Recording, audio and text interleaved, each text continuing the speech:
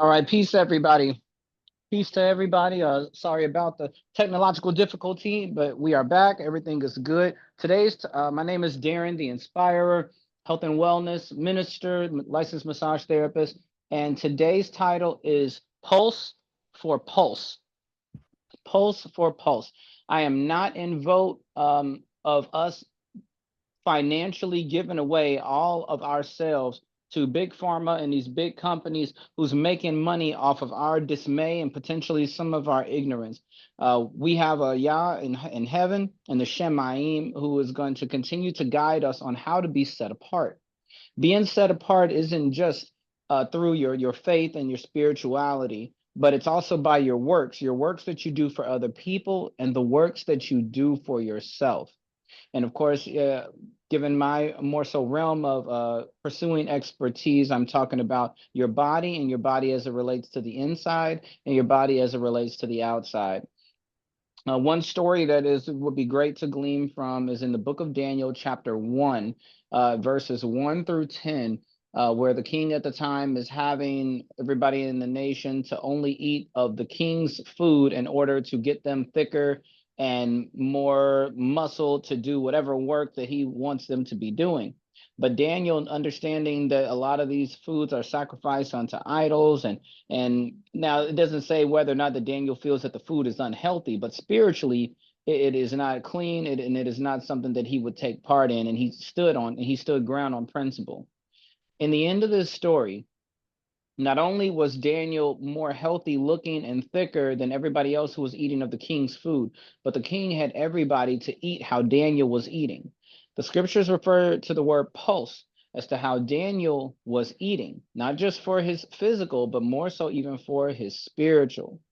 Daniel ate pulse for 3 years, and his body remained healthy, functional, physically strong, morally awake, and if anybody who knows me, give or take for 3 years, I have been eating Pulse myself for 3 years this month. It was definitely difficult at first, putting away the sugar, putting away the bread, putting away the rice, putting away white potatoes, putting away treats and even dainty meats and such like that, or even salts and certain spices that are not necessarily herbal or to your health, but just make things taste good. Um, give or take over the last 3 years, and it has definitely been a journey, but it has improved my health tremendously. Also, while I'm speaking, I want you to have questions ready. If at any time you have a question, obviously raising your hand isn't going to, actually, if Jaden doesn't mind to let me know if there's a hand up. So yeah, let's continue to keep the rubric of raise your hand if you have a question or want clarity or anything at any time during today. And Jaden will let me know who's got hands up, and I'll decide if in that point in time it's going to be a good time to take a question. But be writing them down. Don't forget, because it's for the betterment of your health.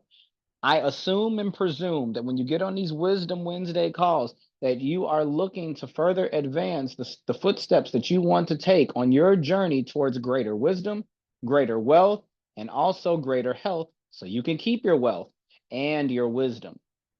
So, in lieu of the story of the book of in the book of Daniel and eating pulse for 3 years and proving the king wrong that there's not one way to eat to make sure that you maintain optimal health. There's also more things that we can do in our youth as we begin to age. So, I'm going to talk to you guys a little bit about the process of aging and what we could do to decrease it. And that's not only going to include your mind, but your body. Not only just your body, but your mind, and of course your spirit. When the Father has woken us up in each and different times of our lives, and where we are right now, not only should we be very thankful, but also be progressive. I have the best conversations with people that get on the phone with me and are ready to progress. We shouldn't be talking about the same thing in the next 3, 4 conversations. And so I'm going to first tap into the mind. The mind is a very beautiful place, and the strongest muscle you'll ever have is your brain. The scripture says that our people will perish for a lack of knowledge, but it also says in the last days knowledge will increase. But what you going to do with that knowledge? Are you really going to apply it, or is it just sound fun and educated, and do you sound fancy talking about it with other people? It's as opposed to actually putting it into action and being a living example of how powerful knowledge really is. Positivity is going to be the first thing that you want to make sure you're eating and ingesting. After the scriptures, of course, and spiritual guidance, a positive mental attitude. And I don't mean faking the funk and just talking yourself into something. You got to really believe it and know it in your heart. The Father has given each of us a plethora of examples in our own personal lives how he is looking out for us. And if you're sitting around complaining and murmuring and focus on negative things that have happened to you before, instead of understanding that it probably was the fuel and the wheels that got you to where you are, you're going to fall to things like dementia. You're going to fall to things like Alzheimer's. You're going to fall into things like depression, anxiety. These things are real, or migraines, or stomach attacks. These things are our body's way of letting us know that we are so detached spiritually and we are so uncomfortable with what is going on at the time that we don't trust the Father that we claim to serve. I got an example for you all. As of last night, for myself, I was in my living quarters, doing my thing. I did a really good workout yesterday. I did 100 squats and some deep squats as well. We're going to talk about squats later also. And to make a long story short, I got on a phone call and uh some some things that I had scheduled, they keep messing with the schedule and it was kind of irritating, but I thought about it, said, you know what? Let me clear my mind.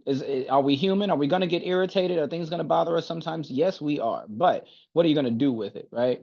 So I get off the phone with them and I decide, this is going to go how it's going to go and I'm going to let it be as what it's going to be. I'm going to go outside and I'm going to clear my mind and I'm going to ground. I'm going to get in some sunlight. I'm going to get some fresh air and I'm going to chill and I'm going to clear my head because I'm not going to let this destroy my night, thus bothering my sleep. And now I'm not going to get to sleep, which is going to ruin my REM sleep, which is going to ruin the next day actually, and not give my body the proper rest that it needs for me to be functional. This is all health related.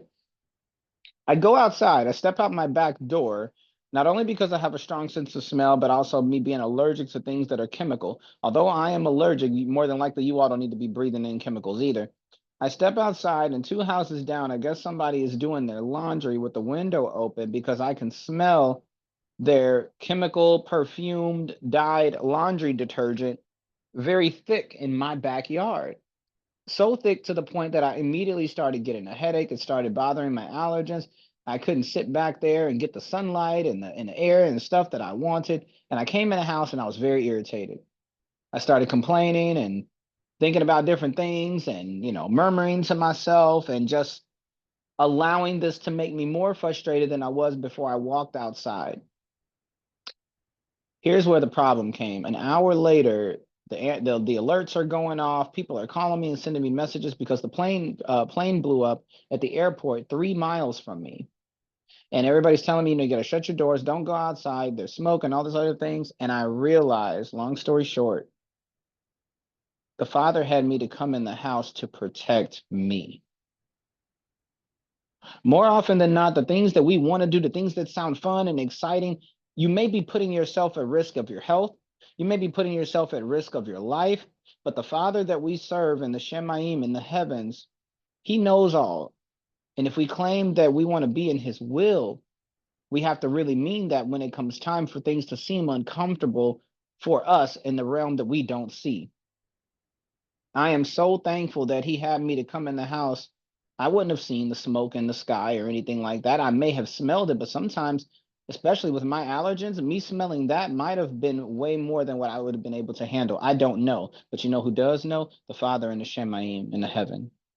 So I came in the house and I couldn't do nothing but be remorseful, repentive, and apologize to the Father.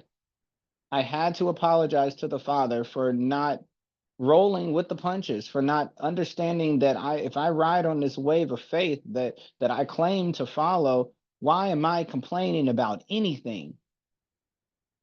Why are any of us complaining about anything? What does this have to do with health and wellness? It has everything to do with health and wellness, because everything that you complain about, everything that you murmur about, everything that's irritating you and getting under your skin, that phrase getting under your skin isn't a coincidence. It gets under your skin and it lives in your body. And for a lot of people, it never leaves. Bitterness never leaves a lot of people. There's no laxative you can take for bitterness. It's shameful to think that for a lot of people, they are sick because of bitterness, because of anger, because of frustration, because of not trusting in the Father. Or for the women, not trusting in their husbands. Or for fathers, not trusting in the Father that he serves. Or there's so many layers to this. So I just want to first encourage you for your mental state of mind to trust in the Father, to get out and do something new. I've been learning how to play the drums for the last couple of months, and it is tough because it's not that it's something that I have a passion for, but I have a passion for exercising my brain and studying something new to wake up the neuroreceptors in my mind and proprioception in my brain and tap it into something new, because you'll exercise your brain in a way that you will live longer learning something new, tackling something new that it may have never made sense to you before. Train it, practice it until you've made it make sense. Whatever it may be, obviously within financial reason, obviously within righteous reasons, but try and learn something new and test and challenge yourself so that your brain will exercise in a way where it comes in a time of crunch, it won't shut down on you because you put limitations and barriers on it. If you ever only walk down the street and never any further, and you ever need to walk further than that, you won't even know how far you can get because you never challenged yourself. The challenges that you don't give yourself today are the things that are going to destroy you tomorrow. You have literally handed over victory because of your lack of effort when you don't try something new or do something that you used to do that you stopped doing for no good reason, which is blends me into what I'm going to talk about with this body. These bodies that some people say aren't built to last. These bodies that a lot of people say that when you start to age, all your knees are going to start hurting, your back is going to go out, you're going to need at least one hip replacement in your life. Your shoulder ain't going to last too long, and the teeth going to start to decay. I rebuke every single one of those statements. Everything that fails in your hands, it was because it was in your hand. You dropped it. Your body didn't drop you. You dropped your body. I'm sure everybody can remember being a child playing until you couldn't anymore, playing until your parents drug you in the house. They had to make you go to the bathroom. You would dance all day until you almost peed on yourself because you just couldn't stop moving your body. Play until you're hungry and about to pass out, and you hoped all your friends were hungry at the same time because you didn't want to miss out on the fun, on the exercise. But why don't we do these things anymore? Oh no, I'm in my 30s and 40s, y'all. I can't do that no more. It's because you told yourself you couldn't anymore, and you stopped trying to make the effort. And I'm gonna tell you again, you stop making effort in your body, and it's gonna stop making effort for you. Don't say life isn't fair. Sure, we can blame the concrete and the floors, the hardwood floors that we walk on because we don't get a lot of grounding, but there's plenty of grass out there waiting for you. There's no sign that says you can't. There's no keep out when it comes to your health and your wellness and your body. So, as we talk about the body, as we talk about youth, am I expecting anybody to jump off of 3 steps the way they used to when we were 6 and 7 years old, even though our parents yelled at us? We were testing our bodies. But I will challenge you today to test your bodies for some of these exercises that we are going to go over. Jaden, I sent you some text messages for some notes that I want to go over, and I don't want to forget any details. If we can first start with the one that I sent you about hanging, if you don't mind to read up to each punctuation, and then I'll elaborate and allow you to continue to read if you're ready for me. Yes. And does that punctuation include commas or just periods? Commas and periods. Thank you for Okay. asking. Yep, of course. I'm ready if you Not want. not colon. So this first title is going to be called Hanging. And I want you to remember what I was talking about before about being a child. What can anybody think of right now that involves hanging? I hope that if your memory serves you correctly, monkey bars should be popping up in everybody's mind right now. There's a really beautiful couple on the line right now who has no problem getting out and being two adult children and getting out and playing. And are they being immature? No, they're not. In fact, they're following scripture that says to be ye, unless ye be ye as little children, you won't even get into the kingdom of the Shemaim. So let's all humble ourselves and let's relearn the things that we used to do and maybe tap into it again. And I'm going to challenge everybody on this line, anybody who has my phone number or needs my phone number, I'd be interested to see over the next few months, even in this winter season, who actually goes out and attempts these things and has a testimony for your body for the greater good of your health. Jaden, I'm ready for you. First point is low grip strength. So low grip strength. So here's a story. When I was a baby, and I was probably maybe 7 or 8 months old, my uncle at the time was about 15, and I was the baby in my grandmother's house at the time, and my mom was 19. My uncle enjoyed playing with me, and because he was 15 and testing himself, he always tested things with me as well. I had eyesight at the time. We had these poles, these pipes that you can see in the basement ceiling, that you can see if you reached up in the air. My uncle discovered that I had a very powerful grip as a baby. And if anybody has ever played with a baby and tried to pry their little fists open that they like to shove into their mouth, I don't know what they're holding on to. Maybe they're holding on to their ruach, to their Holy Spirit, but boy, do they got a grip on it. Ever try to peel apart a baby's hand. And the only reason why you want to open it is because in your mind, there has to be something they have in their hand that I don't want them to put in their mouth, just to realize they just practicing their grip strength. So my uncle, he would hang me from these pipes in the ceiling and have my hands holding on these pipes and dance around. He would let go of me and let me hold on to the pipes and dance around me in a circle, making goofy songs. And my mother didn't know he was doing this until one day she came downstairs, and yeah, there was some language, there was some yelling, there was some, I cannot believe, give me my baby. But what he was trying to tell her was his grip is amazing. He can hang there for like 4 minutes and he's without even losing breath. And and it's funny is that I'm not recommending anybody do this to a baby, but the humor in this story is actually there's some knowledge in this. Jaden, if you don't mind reading the next fact about what happens when you start to lose or allow your grip strength to get low. It can lead to heart disease, Keep going. faster aging, and low mortality.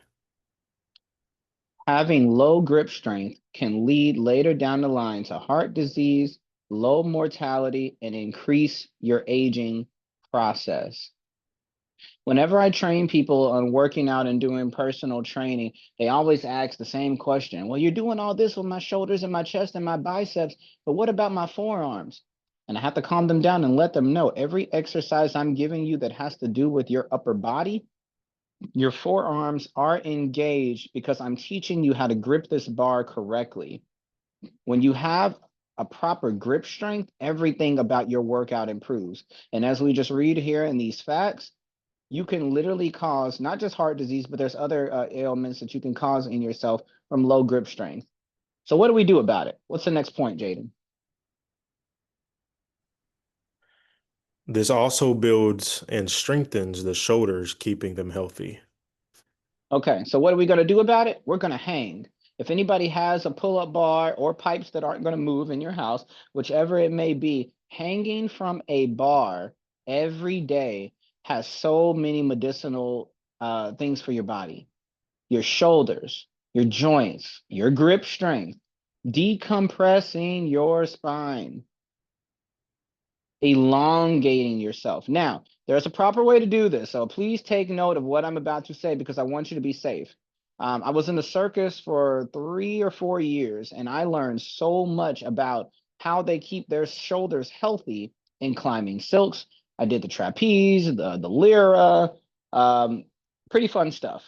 Again, you want to get proper training. But one of the main bullet point notes for bulletproof shoulders was when you hang from anything, don't allow the bone of your shoulder to slip out of its socket, even slightly. You almost want to think of the top of your shoulders like a hat and the bone of your arm that goes up into the shoulder bone like a head. And you want to keep your hat on your head. It's like a baby shrug.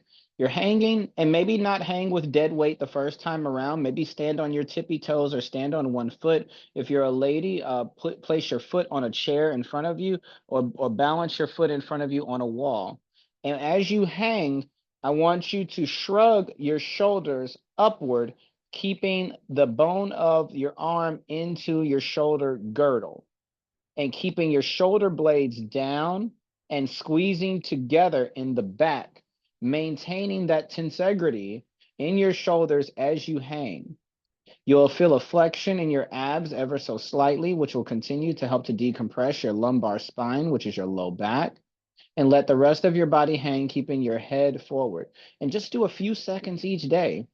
And then you start to see how much it will increase each day as you hang. Again, we're preventing heart disease. We're extending your longevity and your mortality, and we're slowing down the aging process by doing this so that you don't have aches and pains that are completely unnecessary later, because you're lubricating your joints and you're doing something really good for your body. You can do this every morning to start your day as a really gentle warm up. And eventually you can work your way up to pull-ups and dead hangs and things like that. So is there anything else in this section of notes about hanging, Jaden? No, sir.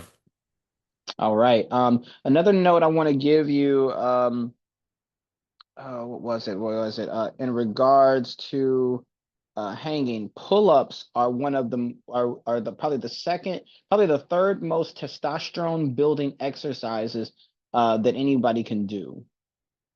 Proper pull-ups are also going to include the same instructions I gave about keeping your shoulders down and pulled together in the back as you glide up. You should not be jumping up as you pull up. You should not be arcing as you go up. It should be a straight fluid line going up and down like a smooth elevator.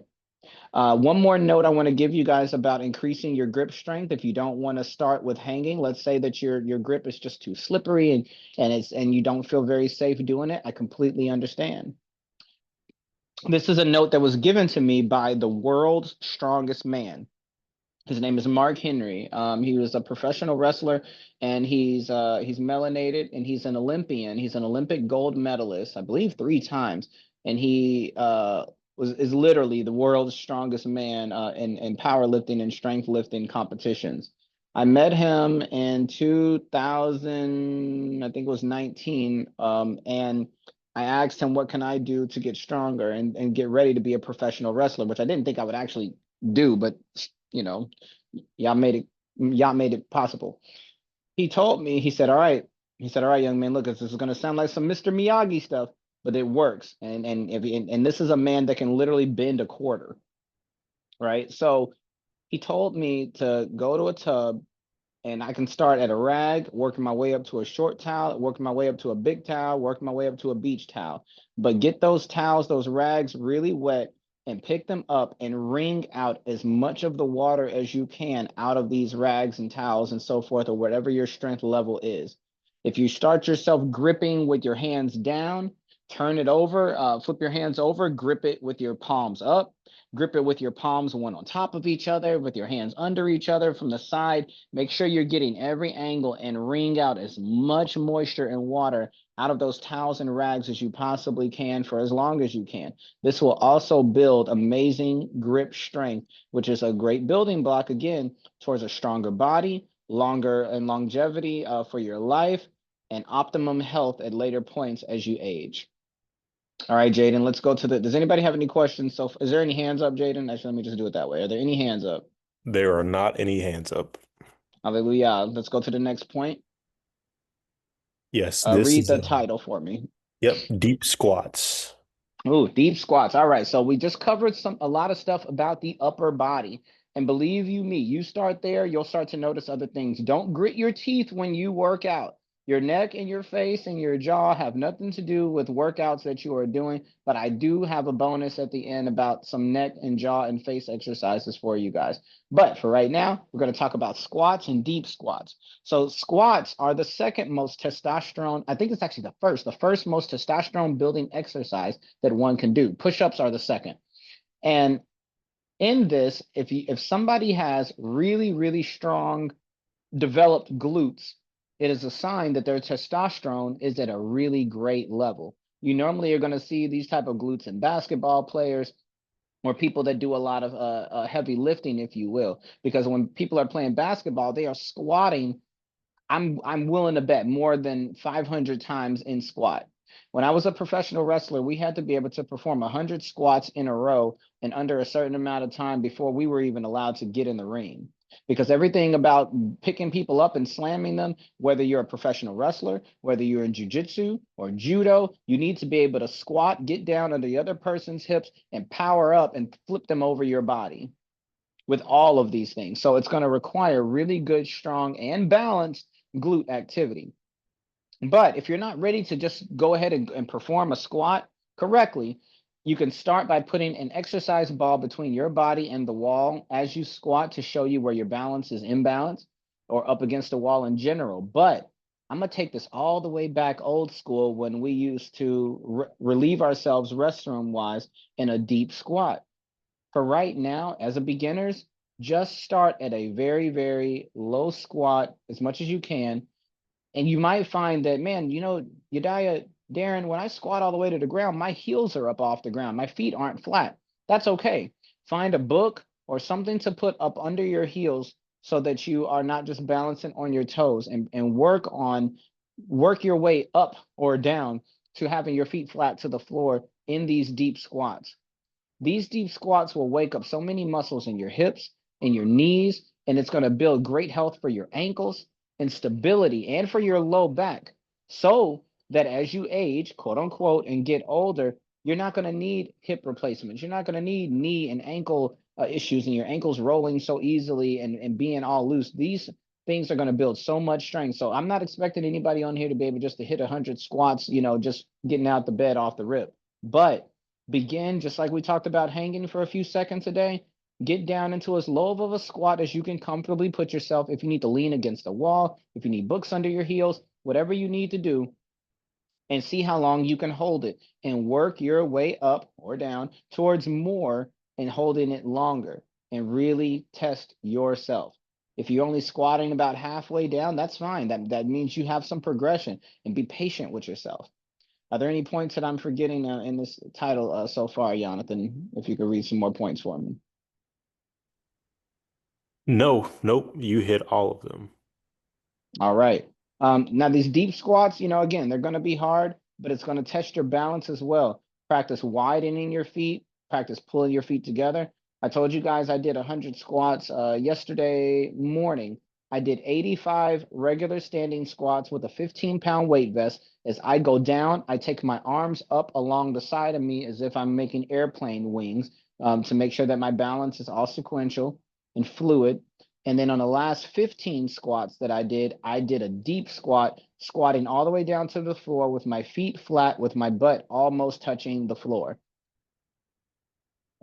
I'm using body weight for these squats because, well, I'm using a weighted vest, but I've worked my way up to this point. For everybody on here who hasn't been doing squats or hasn't performed a proper squat yet, I am not asking anybody on here to pick up any weights, put on a weight vest. Balance is key. If you do squats wrong, you're going to feel it. It's going to hurt your back. If you're squatting down and your face is starting to look down at your toes and it looks like you're a stapler or like a book closing, you're doing it wrong.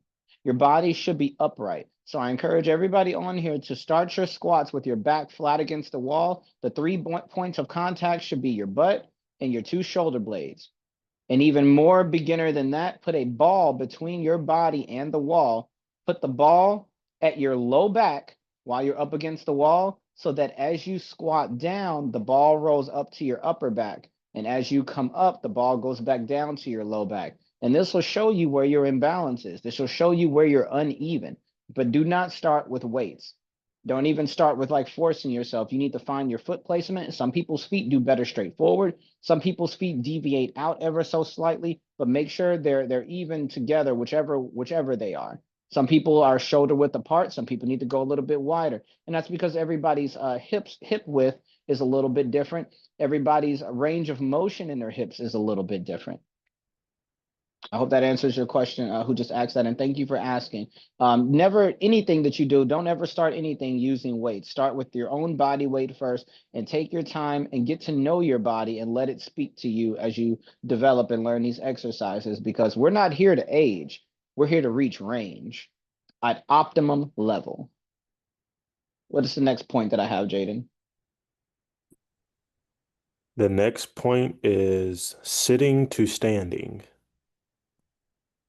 Somebody just posted a question. You said how many times do what? It says, how many times a week do you work legs, or is this every day? No, nothing is every day. When it comes to working out, rest is important. Just like the Father took a day of rest, there's also resting for us. Some people who really get excited about working out, they want to work out every single day. For us, that'd be 6 days a week. I'm telling you that is not a good idea. The body needs time as you tear these muscles in a very healthy way. If you're doing things correctly, they need time to rehabilitate. Every time you tear your muscle, there's a little bit of scar tissue that builds up, and the body needs time to lay the scar tissue down properly. Don't overexert yourself. Now, if you want to, now I want you all exercising every day, but not necessarily working out every day. So I recommend a regimen of working out 3 days a week. Let's say Monday, Wednesday, Friday. Monday, upper body, Wednesday, lower body, Friday, upper body, and then that next Monday will be back lower body. So when you alternate like this, it's going to look like 2 days a week are going to be upper, 1 day a week lower. And then the next week, it's going to be 2 days a week lower and 1 day a week upper.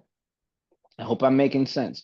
This is for your 1 hour full workout, your benching, your bicep curls, or wherever you're at. It might be your hanging, it might be your resistance band play, it might be your wringing out towels, it might be your holding leg lifts, whatever that may be for you. If you, again, if anybody wants health and coaching and consultations and such, it's $45 a session. We can do it over the phone, or we can do it in person. In person, it'd be 50. But you can call me, you can schedule a consultation, and I can help you map out a plan that is fit for your body. But that is a really great question. I do not advocate for working out every single day because hopefully people are wise in having jobs that are going to physically work you more than they're going to have you sitting. Anytime you have the opportunity to move more than you sit, I'm encouraging you to move. If the store is only a couple of blocks within your house, stop getting in your car every single time. Take a walk. Take a walk and go and keep your body moving. Sit less, move more, which are going to be some points later. But for your actual full out sweat to sweat workout, 3 days a week, a day of rest in between. Those days of rest in between, you could be stretching. Those days awake in between, you could be doing walking. You can go for a brisk jog. You can do something else to move your body on in between those days, but leave the weights. I would say weight training and such 3 days a week. All right, so Jaden, if we can read the next point. Yep, sitting to standing is the title of this next section. All right, and I want you to go ahead and read it through. All right. Be able to stand from a sitting position without using your arms, or needed any help. There's a comma now. Want Keep me to going. keep going? Okay. Yes, I do. This increases life and longevity. Every point of this process that you need to help with decreases your mortality by 20%. Start light from a chair and slowly work your way up or down to the floor. Also, eventually sitting crisscross and coming up to a standing from there without any arms. We'll come back to the crisscross. So what Jaden meant when he said that each individual point decreases your mortality by 20%, everything that you need help to get up with, everything. So if you're sitting down or if you're laying down and you first got to push yourself up, that's 1 point you lost. Now you have to help yourself grab your leg to swing your leg around to put it on the floor. 2 points. Now that you're sitting up, now you're pushing with your hands while pushing into your feet to stand up to a full upright position. You just lost another point. You take 4 steps and now you have to catch yourself with the wall to make sure you stay up balanced. You just lost another point. That's 80% of yourself that you've decreased in your own aging process, closer to not living. And I know it sounds crazy, but we've all seen people who are aging and maybe elderly who need helps in these different points of contact. And I'm not here to diss anybody. I'm not an ageist or anything like that. I'm here to slow down the progression of age and to dismantle some of these misconceptions that really we're doing to ourselves and blaming time and blaming it on time and just aging process. It's not true. You're not going to convince me that Abraham having a child at 100 years old had to have 5 points of assistance of himself and other people to get out of bed. You're not going to, no, you're not convincing me of that. Absolutely not. Does the scripture actually say that? No, it does not. I'll give that disclaimer, but I'm not convinced. If anybody tries to convince me that otherwise, nah, I'm not believing that. Abraham, Moses, any of them, absolutely not. But what can we do to change this? What can we do to keep this from happening? Start testing yourself. When you get up out of a chair, pay attention to how you get up. When you're on the floor, pay attention to how you get up. If you even get down on the floor. If you're one of those people that says, "Oh, I'm not getting down on the floor. If I get down on that floor, I'm not getting back up." Stop saying things like that to yourself because you're teaching your brain exactly what you're going to end up like. If you can't sit for a long period of time and you're stretching your back and you're moving all around, it's probably because you don't stretch your back enough. We'll get to stretching and isolated motions in a second, but also crisscrossing your legs. Jaden, if you can read the crisscrossing part for me. Yes. Um, Also, eventually sitting crisscross and coming up to standing from there without arms. There's a jujitsu exercise that a personal trainer showed me a couple of years ago, and it's an ab workout, but it's also a great thing to be able to use to be able to get up. I'm not going to walk you through the whole thing, but basically you lay down on the floor with a kettlebell next to you. 15-pound kettlebell is what I had. And again, I'm not telling anybody to start with this, all right? There's a way that jujitsu martial artists get up when they're in the middle of a fight. You first of all, you never just sit up. You'll get kicked right in the face. You're pretty much asking to eat one. Let me just first throw that out there. But there's a way that you roll to your side, which is always the best way to get up of any situation. Never sit up with your head because you're telling your neck and your head to bring up your entire 130 or so pound body to be picked up by your 10-pound head and neck, and that is dangerous. I don't care how old you are. If you watch babies don't sit up like the Undertaker. They roll to their side and they get themselves with their feet up under their hips and they rise up. Very smart, which is how we should be doing. But anyway, this exercise, you're laying on your back, you roll to your side, you get to your hip and shoulder and elbow. You come up to one knee, you grab the kettlebell, and once you get up to one knee, you position yourself with the kettlebell closer to your back leg and you power up. As you're doing this, the kettlebell is rising to the sky. You have the kettlebell in the air, holding it over your head as you're coming up to one knee, as you're coming up to feet, and you're looking triumphant in the end. Not only does this work the core, but it works the hips, it works your coordination, it works your balance. And most people aren't going to be able to do this. Most people sitting, yeah, it probably would be better demonstrated. It is a lot to think about. But my point of giving you all this is when you go to lay down on the floor, what all do you have to do to actually get up and why? And practice it more to try to decrease the amount of pushing and shoving and exhaling and holding your breath that you have to do to get up.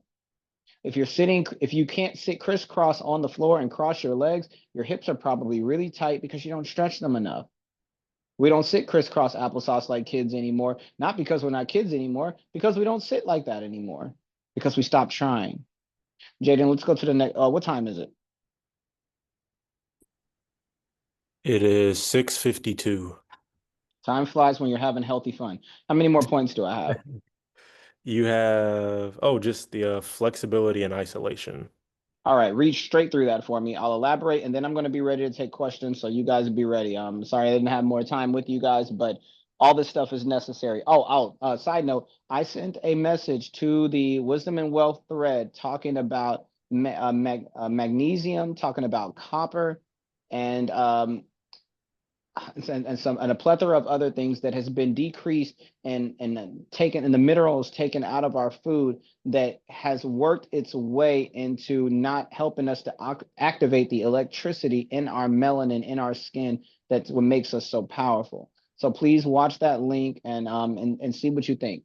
I'm not going to go into the details about it. I think it's much better explained in this particular video. And if I find some things that have these minerals in it to help us replenish these things back, I'll continue to post to the chat. Go ahead and read, Jaden. Oh, yeah. Okay. Flexibility and isolation.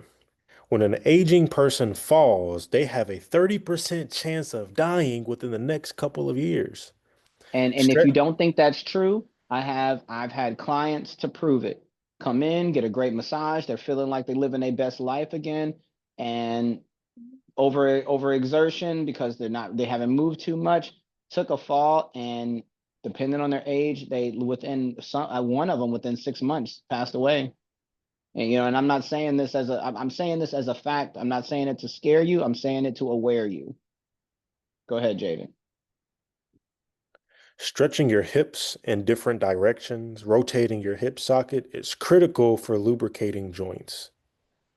Isolation motions like planks, wall sits, or balancing on one foot will increase a different kind of strength.